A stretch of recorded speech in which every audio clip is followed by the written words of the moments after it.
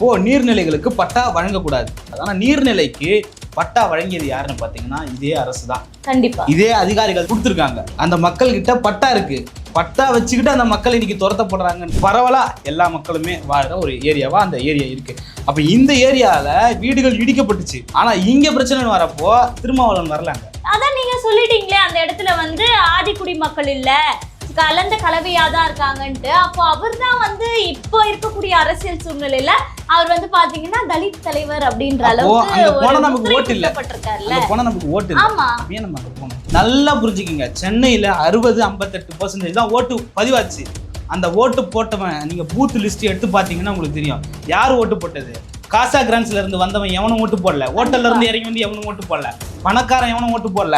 இந்த மாதிரி கல்லுக்குட்டை, செம்மஞ்சேரி, கண்ணகி நகர், அனகாபுத்தூர் வந்தவன் தான் ஓட்டு போட்டான். மக்கள் தான் போட்டிருக்காங்க. முழுக்க 60% ஓட்டுல 40% ஓட்டு சென்னையில திமுக, முழுக்க திமுகவோட கோட்டைன்னு சொல்றல. இன்னும் ஓட்டு போட்டு ஜெயிக்க வச்ச மக்களை நீ நடுத்தருவில் போட்டு போயிட்டியே அப்படின்ற ஒரு கேள்விதான் எல்லாருக்கிட்டையும் இருக்கு. தொடர்ந்து இவங்க திமுகவே ஓட்டு போட்டாங்கன்னா இன்னும் பூர்வகுடி மக்கள், கலப்படமா இருக்கிற எந்த மக்களா இருந்தாலும் ஒடுக்கப்பட்ட மக்கள் எல்லாரும் நடுத்தருக்கு வரது யாராலையும் தடுக்க முடியாது. இப்போ அதிமுக ஆட்சியில இது பண்ணப்போ எகிரி குதிச்ச இந்த திமுகவோட நிர்வாகிகள், அண்ணன் திருமாவளவன், அண்ணன் ரஞ்சித் போன்ற சினிமா ஸ்டார்ஸ், ஏன் என் மக்களை இப்படி அச்சு வெளியே துரத்துறீங்க, என் மக்கள் வந்து நடு ரோட்ல நிக்கணுமா அப்படின்னு கேட்ட நீங்க இப்ப எங்க போனீங்க? ஏன் வாய் திறக்கல யாருமே? திமுகவினுடைய ஆட்சியை பார்த்து பயமா? திருவொற்றியூர்ல சீமான் போனார். போய் அந்த மக்களுக்காக போராடுறாரு. போற இடத்துல வெயில் அதிகமாச்சு, மயக்கம் போட்டு கீழே விழுறாரு. பார்த்துருப்பீங்க. மயக்கம் போட்டு கீழே வந்து அவர் ஆம்புலன்ஸ்ல கூப்பிட்டு போறாங்க. அந்த அளவுக்கு அந்த மக்களுக்காக. ஏன்னா எனக்கு 45,000 வாக்குகள் போட்ட மக்கள், அந்த மக்களுக்கு ஏதாவது ஒரு பிரச்சனைனா நான் போய் நிக்கணும் அப்படின்னு சொல்லிட்டு அந்த பகுதியில குப்பன் இருக்காரு, சங்கர் இருக்காரு, அவ்வளவு பேர் இருக்காங்க. ஜெயிச்ச சங்கர் இருக்காரு, தோத்த குப்பன் இருக்காரு, 3ஆவதா வந்த சீமான் இருக்காங்க. என்னங்க வேலை? ஆனா நீர்நிலை எனக்கு தேவைப்படுது, அந்த இடத்துல நான் சமாதி கட்ட போறேன்னு சொல்லிட்டு கோர்ட்ல, நீதிமன்றத்துல வழக்கு தொடுத்தது யாரு? இதே முதல்வர் கருணாநிதி, முத்துவேல் கருணாநிதி ஸ்டாலின் அவர்கள், எங்க அப்பா செத்து போயிட்டாரு, எங்க அப்பாவுக்கு பீச்ல சமாதி கட்டணும், எனக்கு அனுமதி கொடுங்க அப்படின்னு கேட்டு ஒப்பாரி வச்சு அழுதது இதே ஸ்டாலின் தானே. இந்த சமாதிகள் முழுக்க நீர்நிலை தானே இருக்கு. 3 முதலமைச்சர்கள் உறங்குறதுக்கு 3-4-5 ஏக்கர் நினைக்கிறேன், 6 ஏக்கர் நினைக்கிறேன், 6 ஏக்கர் நிலப்பரப்ப சமாதியாக்கி வச்சிருக்க. 300 குடும்பம் வாழ்றதுக்கு நீர்நிலையை கொடுத்தா என்ன குறைஞ்சா போயிட நாடு? கலங்கரை நேயர்களுக்கு வணக்கம். அரசியல் பார்வை நிகழ்ச்சிக்கு உங்களை வரவேற்பதில் மகிழ்ச்சி. அக்கா வணக்கம். வணக்கம் தம்பி. நல்லா இருக்கீங்களா? நல்லா இருக்கு தம்பி. எதை பத்தி பேச போறோம் இன்னைக்கு வந்து பாத்தீங்கன்னா, அதாவது அனகாபுத்தூர்ல சீமானண்ணன் அவர்கள் களத்தில் இறங்கி மக்களோடு மக்களாக நின்று அந்த அனகாபுத்தூருக்கே வந்த அந்த போலீசார்களுக்கெல்லாம் ஒரு மிகப்பெரிய சவால் விட்டுருக்காரு அப்படின்ற விஷயம் வந்து எந்த ஊடகங்கள்லயும் மிகப்பெரிய அளவுல ஒளிபரப்பப்படல. ஆனா அந்த அனகாபுத்தூர் இடத்துல நடந்தது என்ன, அந்த மக்கள் என்னென்ன அண்ணனிடம் வந்து குறைகளை சொன்னாங்க, பிறகு அண்ணன் வந்து என்ன வந்து மக்களிடம், அதாவது பிரஸ் மீட் மூலியமா தெரிவிச்சாரு அப்படின்னு ஒட்டு மொத்தமா அங்க நடந்த மொத்த விஷயத்தையும் நம்ம இதுல பார்க்க போறோம். புரியுது. குறிப்பா சொல்ல போனா அந்த லேண்ட் ரிசோர்ஸ் பொறுத்த வரைக்குமே சென்னையில இல்ல, இந்தியா முழுக்கவே அது வந்து ஒரு பிரச்சனையாவே போயிட்டு இருக்கு. அதுல வந்து நீங்க பாத்தீங்கன்னா கிராம நத்தம், நத்தம் புறம்போக்கு, கோயில் நத்தம், அப்புறமா வந்து நீர்நிலைகள். இதுல வந்து வெரி வெரி டேஞ்சரஸான ஒரு ஏரியா அதுன்னு பாத்தீங்கன்னா நீர்நிலைகள். நீர்நிலைகளை யார் ஆக்கிரமிப்பு பண்ணியிருந்தாலுமே அந்த நீர்நிலைகள்ல இருந்து என்னைக்கா இருந்தாலும் ஒரு நாள் அவங்கள வந்து அப்புறப்படுத்துவாங்க அப்படின்றது எல்லாருக்குமே தெரியும். ஆனாலும் நீர்நிலைகள்ல பட்டா போட்டு பல இடங்கள்ல இருந்திருக்காங்க. இப்போ கிராம நத்தம், கோயில் நத்தம் பிரச்சனைகள் எல்லாம் கூட நம்ம நிறைய பார்த்திருக்கோம். வீடுகள் இடைக்கிறது அதெல்லாம் நம்ம பார்த்திருக்கோம். ஆனா கிராம நத்தம், கோயில் நத்தம்ன்றது எப்படியா இருந்தாலும் பட்டா கிடைச்சிடும்ன்ற ஒரு நம்பிக்கையிலே இருந்திருப்பாங்க. கோயில் நத்தம் அப்படின்றது வந்து கோயில் சார்ந்து இருக்கவோ சரி, அந்த முக்காவாசி அந்த இடத்தை அபகரிப்பது வந்து அந்த அளவுக்கு நடக்காது. ஏதாவது ஒரு சில இடங்கள்ல தான் வந்து பெரிதாக்கும் போது, சாலைகளை பெரிதாக்கும் போது நடக்கும் அப்படின்றதால அதை வந்து பெருசா நம்பி வாங்கிடுவாங்க அந்த இடத்தை விற்றால் கூட. ஆனா இந்த நீர்நிலைகள் அப்படின்றது வந்து ஒரு கேள்விக்குறிதான். ஏன்னா வந்து இது எப்போ நீங்க சொன்னது போல இப்போ கூட காலி பண்ண சொல்லிட்டாங்க. அந்த அடையாறு, அந்த ஆற்று கரையோரம் இருக்கக்கூடியதுதானே இந்த அனகாபுத்தூர் அப்படின்றது. அங்க வந்து பாத்தீங்கன்னா எதுக்காகயா இவ்வளவு அவசரமா காலி பண்றீங்கன்னா, நான் கூட வேற ஏதோ முக்கியமான விஷயமா இருக்கும் அப்படின்னு பார்த்தா அங்க வந்து நடைபாதையும் பூங்காவும் அமைக்க போறாங்களாம். இந்த ரீசனுக்காக கிட்டத்தட்ட ஒரு 60 ஆண்டு காலமாக அதே இடத்துல 3 தலைமுறைகளை பார்த்த பாட்டி எல்லாம் இருக்காங்களா அங்க. அப்போ அத்தனை வருஷமா இருக்கும்போது இப்ப வந்து ஒரு பூங்காக்காக அந்த மக்களை, ஆதிக்குடி மக்களை நீங்கள் காலி பண்ண சொல்றீங்க அப்படின்னா இந்த அரசின் ஒடுக்குமுறை எந்த அளவுக்கு இருக்கு? புரியுது. இதில் நீங்கள் சொன்னது போல் இந்த பூங்கா 60 வருஷம் அவங்க இருந்தாங்க அப்படின்னு சொல்லுங்களேன். ஏன் அந்த லேண்ட் ரிசோர்ஸை பற்றி பேசணும்னா, அப்போது நீர்நிலைகளுக்கு பட்டா வழங்கக்கூடாது. யார் வழங்கக்கூடாதுன்னு பார்த்தீங்கன்னா, இந்த அரசு வந்து கிராம நத்தத்துக்கோ கோயில் நத்தத்துக்கோ வழங்குறது போல நீர்நிலைக்கு பட்டா வழங்கக்கூடாது. ஆனால் நீர்நிலைக்கு பட்டா வழங்கியது யாருன்னு பார்த்தீங்கன்னா இதே அரசு தான். கண்டிப்பா இதே அதிகாரிகள் தான் வாங்கியிருக்காங்க, கொடுத்துருக்காங்க. அந்த மக்கள்கிட்ட பட்டா இருக்கு. பட்டா வச்சுக்கிட்டு அந்த மக்கள் இன்னைக்கு துரத்தப்படுறாங்கன்றது அந்த மக்களுடைய கேள்வியாகவே இருக்கு. ஏன்னா நீ பட்டா இல்லை, ஆக்கிரமிச்சுட்ட, வந்து அங்கே இருக்க, வெளியே போ அப்படின்னா போகிறதுல ஒரு சிக்கலும் இல்லை. 10 ஆண்டு 20 ஆண்டு 30 ஆண்டு இருந்திருப்பாங்க, போகலாம். ஆனால் நான் பட்டா வச்சிருக்கேன், கரண்ட் பில் கட்டுறேன், எனக்கான நிலவரி கட்டுறேன், எனக்கு நீர் இணைப்பு வருது, கரண்ட் இணைப்பு வருது, எல்லாமே வருது. அப்புறம் ஏன் என்னை வெளியே தருத்துற அப்படின்றதான் இவனோட கேள்வியா இருக்கு. அதுக்கு அரசாங்கத்துல இருந்து வந்த பதில் என்ன தெரியுமா? அந்த அதிகாரி தப்பு பண்ணிட்டாரு, அதுக்கு நாங்க என்ன பண்ணுவோம்? கரெக்ட். அதே மாதிரி இன்னொரு விஷயம் தம்பி, இதுவே வந்து பாத்தீங்கன்னா இப்போ ஒரு வீடு தொடர்ந்து வீடுகள் இருக்குன்னு வச்சுக்கேன். ஒரு வீடு நீங்க சொன்னது போல பட்டா இருக்கு, பக்கத்துல இருக்க வீடு பட்டா இல்ல. அப்போ பட்டா இல்லாத வீடை இடிப்பீங்க, பட்டா இருக்கிற வீடை விட்டுருவீங்களா அப்படின்னு ஒரு கேள்வியும் அந்த இடத்துல சீமானண்ணன் அவர்கள் எழுப்பியிருக்காரு. இப்ப நீங்க பாத்தீங்கன்னா என்ன பண்ண போறாங்க? நடைபயிற்சி, அதுக்கப்புறம் பூங்கா. யாருக்கு இந்த நடைபயிற்சி பூங்கா? வாழ்கிற மக்களை அப்புறப்படுத்திட்டு அங்கே நடைபயிற்சி பூங்கா நடத்துகிற யார் அங்கே வந்து குடியேறி பண்ண போறாங்க பார்த்தீங்கன்னா, அந்த காசா கிராண்ட்ஸ் அந்த பெரிய நிறுவனம் கட்டியிருக்கக்கூடிய அந்த அப்பார்ட்மெண்ட்ல இருக்கக்கூடிய பெரிய பெரிய பணக்காரர்கள் அந்த பூங்காவில் போயிட்டு நடைபயிற்சியும் விளையாட்டும் பண்ண போறாங்க. இந்த மக்களுக்கு ஏதாவது பிரயோஜனமா? நீங்கள் ஆரம்பத்தில் சொன்னது போல பட்டியல் சமூக மக்கள், ஒடுக்கப்பட்ட மக்கள் அங்கே இருக்கிறாங்கன்னு சொன்னீங்க. ஆனால் அங்கே இருப்பது ஒடுக்கப்பட்ட மக்கள் இல்லை அப்படின்ற செய்தியும் நமக்கு வந்திருக்கு. இப்போ புதியதாக இங்க வந்து ஒடுக்கப்பட்ட மக்கள் இல்லை. இதுக்கு முன்னாடி கண்ணகி நகர், செம்மஞ்சேரி, அரும்பாக்கம், கல்லுக்குட்டை இந்த பகுதிகளில் இருக்கிறவங்கலாம் ஸ்லம் ஏரியா அப்படின்னு சொல்லுவாங்க. இங்க நீங்க வீடுகளை பார்த்தீங்கன்னாலே ஒப்பீட்டுல நீங்க கண்டுபிடிச்சலாம். அந்த வீடுகள் எப்படி இருக்கும்னா ஷீட்ல அந்த கூரை, ஓடு வீடு.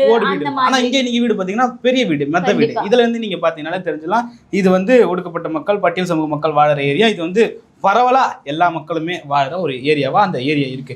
அப்ப இந்த ஏரியால வீடுகள் இடிக்கப்பட்டுச்சு. அப்ப யாரு போனதுன்னு பாத்தீங்கன்னா திருமாவளவன் போனாரு, மற்ற கட்சியினுடைய அந்த தலைவர்கள்லாம் போனாங்க.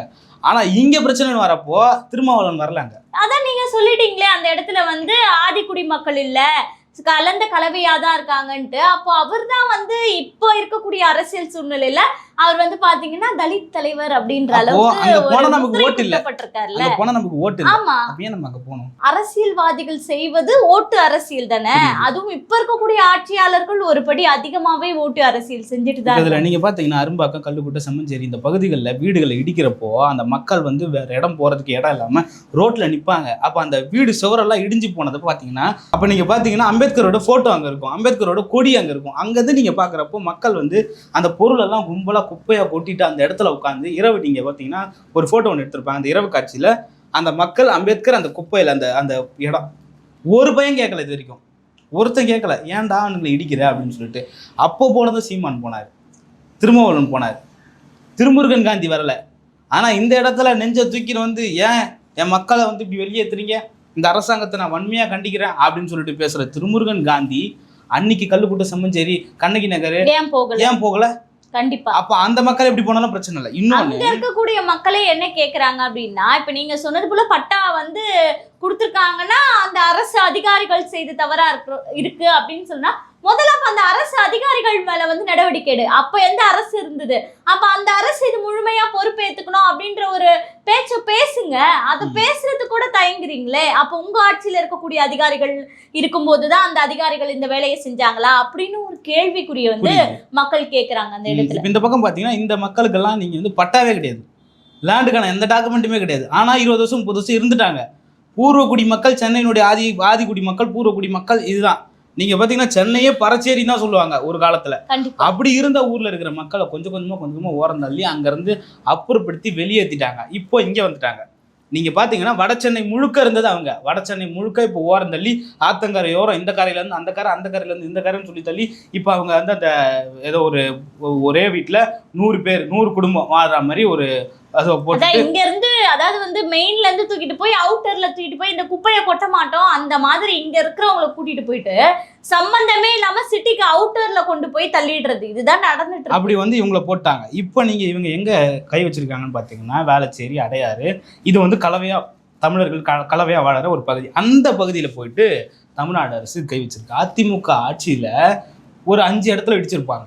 அதுக்கு அப்படியே காலில் இருந்து தலை வரைக்கும் குதிச்ச திமுகவினுடைய நிர்வாகிகள் இன்னைக்கு எங்க போனீங்க? இல்ல இந்த காசா கிராண்டுன்ற உண்மையே அண்ணன் வெளிப்படையா சொல்லிட்டார் இல்லையா? அந்த காசா கிராண்ட் வாங்கக்கூடியவர்களே திமுகவினுடைய முக்கிய பிரமுகர்கள் அந்த மாதிரி உள்ளவங்க கூட மேபி அந்த இடங்களை வாங்கலாம். அதனால வந்து அவங்க இருக்கக்கூடிய இடம் அப்படின்றது ஒரு ரிச்சரா அங்க காட்டினா இன்னும் மேலும் வந்து அது விலை அதிகமா போறதுக்கான வாய்ப்பு இருக்குல்ல.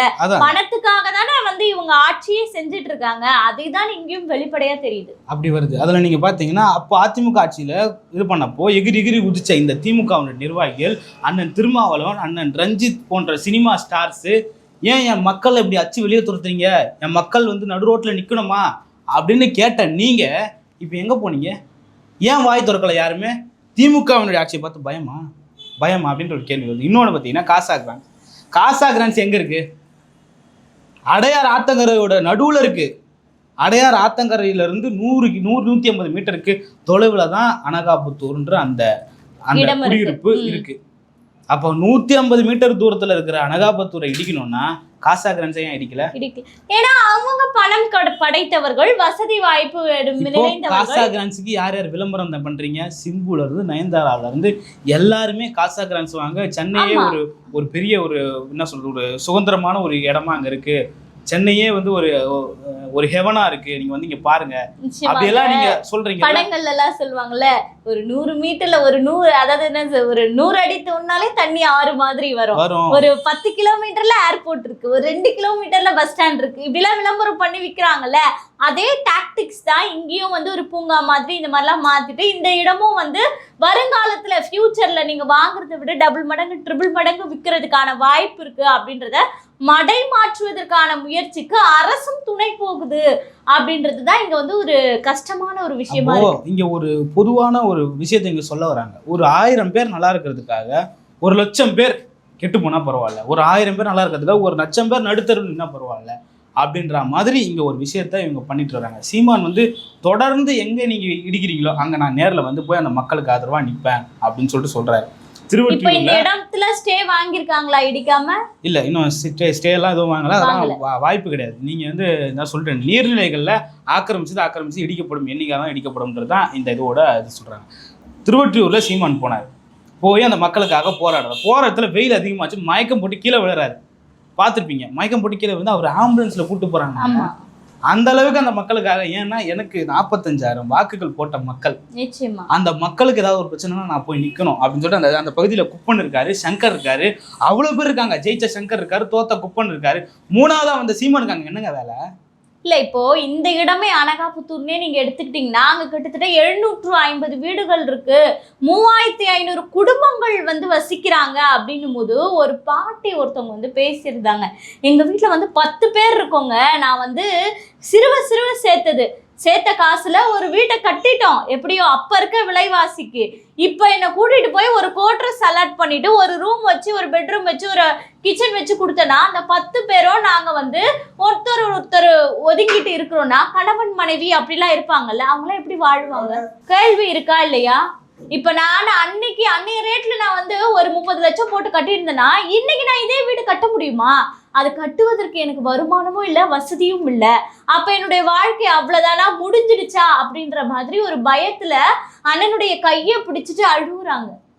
அதான் சொல்றேன். திருவொற்றியூர்ல அங்க போய் நிக்கிறாரு, அங்க போய் அனகாபுத்தூர்ல நிக்கிறாரு, இங்க போய் அரும்பாக்கத்துல நிக்கிறாரு. அங்கெல்லாம் நிக்கிறப்போ மக்கள் வந்து அந்த கொடுக்குற அந்த ஆரவாரத்தை, அந்த கொடுக்குற அப்போ அவங்க வேதனைப்படுறப்போ கொடுக்குற அந்த அன்பை, உனக்காக ஒருத்தர் வந்து மயக்கடிச்சு கீழே விழுந்து ஹாஸ்பிட்டலுக்கு போயிட்டு திரும்ப வீட்டுக்கு வந்து அடுத்த நாள் இன்னொரு நாள் வந்து பார்த்துட்டு போனாம்ல, அவனுக்கு நீ என்ன பண்ண? அவனுக்கு வாக்கு செலுத்தின. அதே பூத்துல நீங்க நாம் தமிழ் கட்சிக்கு எத்தனை ஓட்டு வந்துருக்குன்னு பாருங்க. 10, 20, 30, 50 ஓட்டு வந்துருக்குங்க.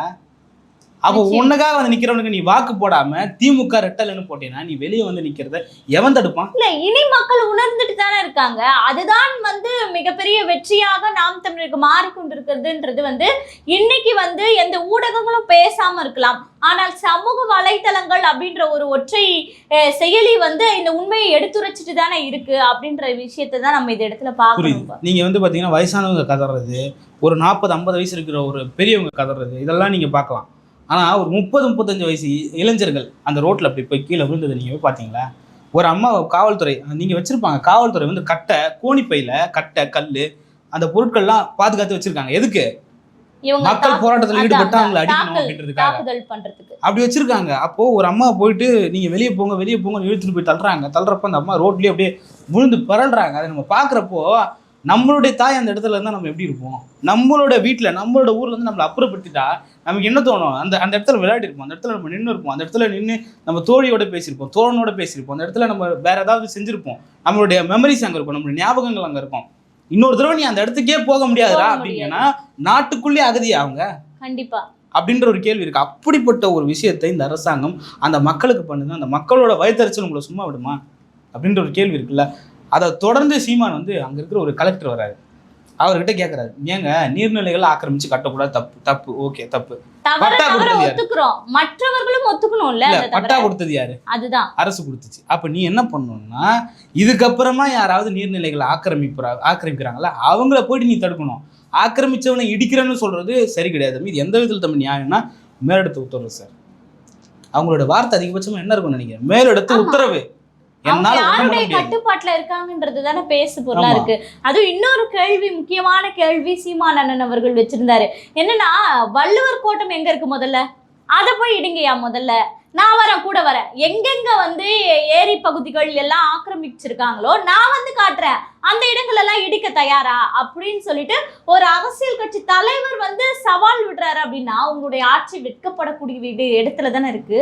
வள்ளூர் கோட்டம் வந்து லேக் லேண்ட், அததான் கேக்குறாரு. லேண்ட் இருக்கு, லேக் எங்கே அப்படின்ற மாதிரியான ஒரு கேலி கிண்டலுமான ஒரு விஷயத்தை தான் அவரு அண்ணா பேசுறாரு.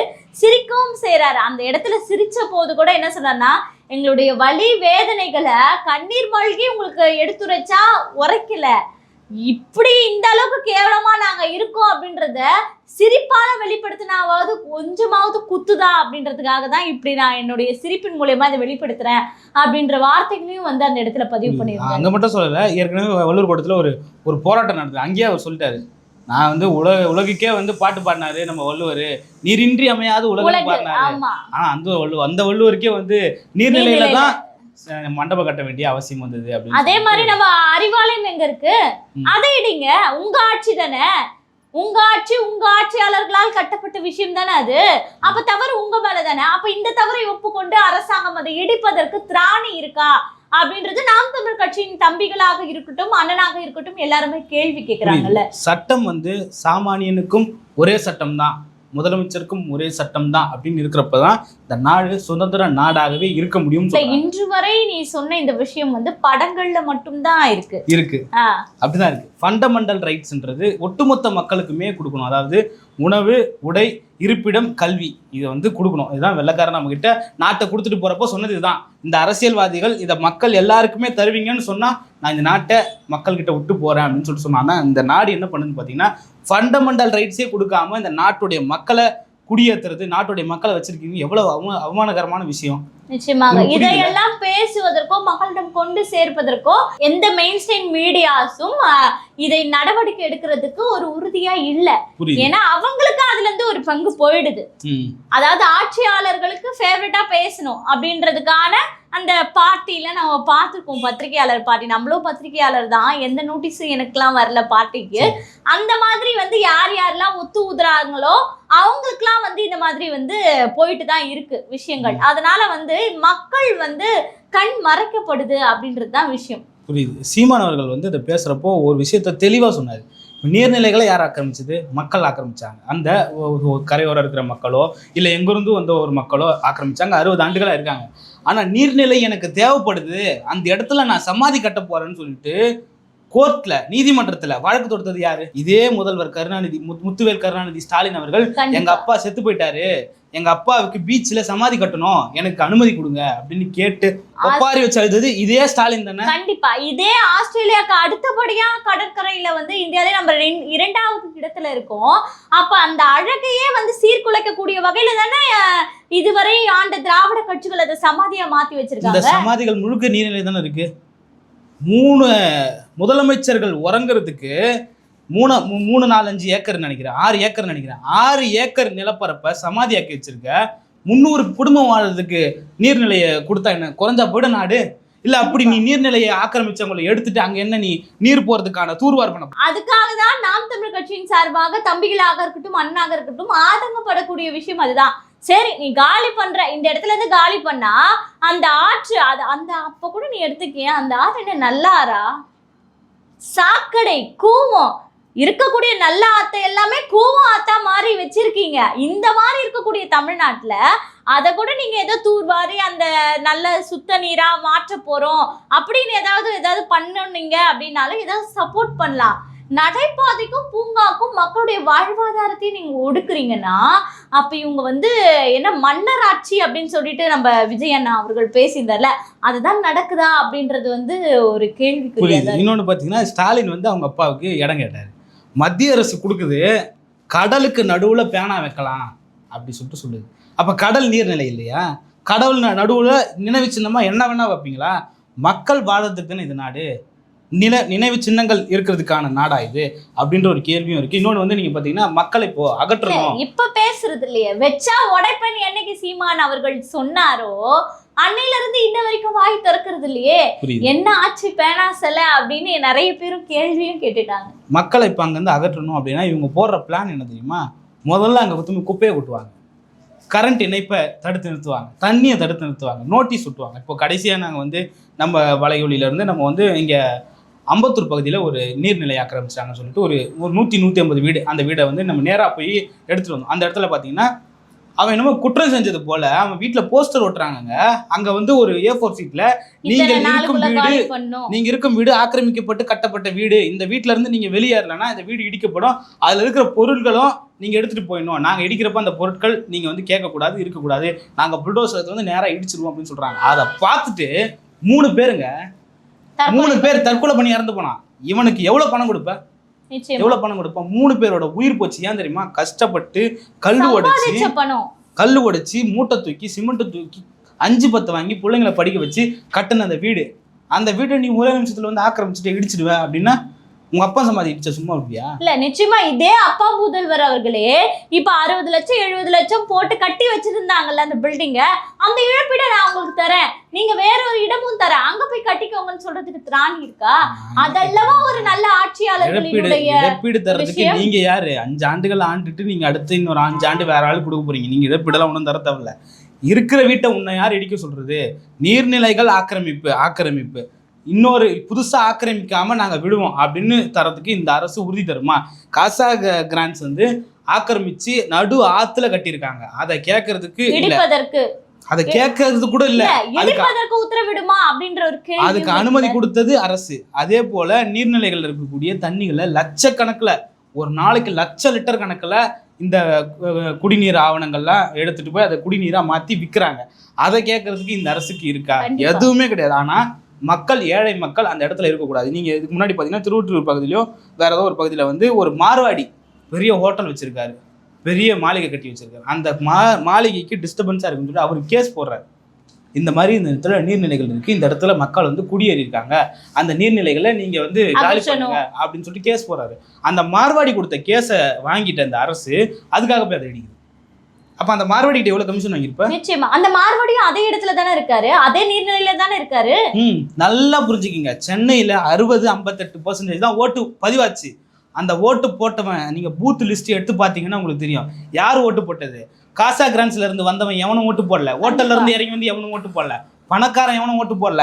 இந்த மாதிரி கல்லுக்குட்டை, செம்மஞ்சேரி, கண்ணகி நகர், அனகாபுத்தூர் வந்தவன் தான் ஓட்டு போட்டான். மக்கள் தான் போட்டிருக்காங்க. முழுக்க 60% ஓட்டுல 40% ஓட்டு சென்னையில முழுக்க திமுகவோட கோட்டைன்னு சொல்றல, முன்ன ஓட்டு போட்டு ஜெயிக்க வச்ச மக்களை நீ நடுத்தருவில் போட்டு போயிட்டியே அப்படின்ற ஒரு கேள்விதான் எல்லாருக்கிட்டையும் இருக்கு. தொடர்ந்து இவங்க திமுகவே ஓட்டு போட்டாங்கன்னா இன்னும் பூர்வகுடி மக்கள், கலப்படமா இருக்கிற எந்த மக்களா இருந்தாலும், ஒடுக்கப்பட்ட மக்கள் எல்லாரும் நடுத்தருக்கு வரதை யாராலையும் தடுக்க முடியாது.